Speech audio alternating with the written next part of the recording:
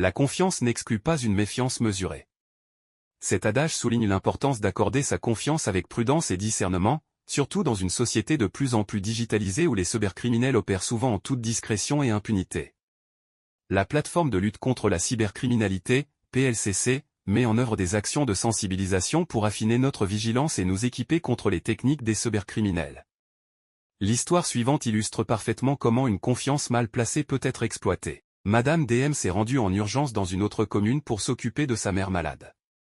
Durant sa visite, elle a rencontré des difficultés pour accéder à son compte WhatsApp.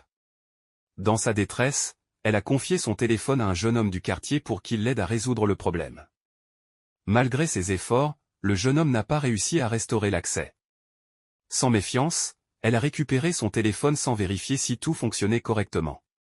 Un mois plus tard, en tentant d'effectuer un retrait via Mobile Money, elle a découvert avec stupeur que son compte avait été vidé. Se rendant immédiatement dans son agence pour déposer une réclamation, elle a appris que son argent avait été transféré vers plusieurs numéros inconnus.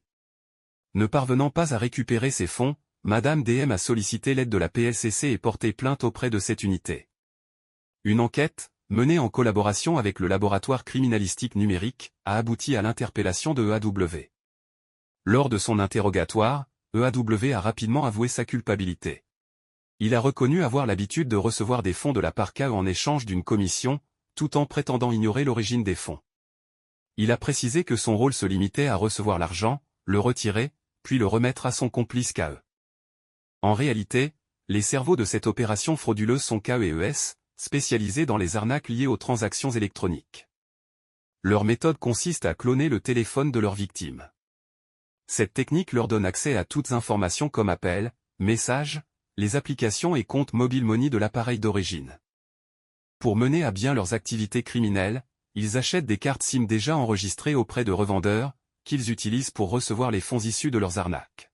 Pour conclure, EAW a été amené devant le parquet pour fraude et complicité de fraude sur des comptes de Mobile Money en bande organisée. Quant à ses complices, les enquêtes sont en cours pour les retrouver, leur interpellation fera l'objet d'une communication.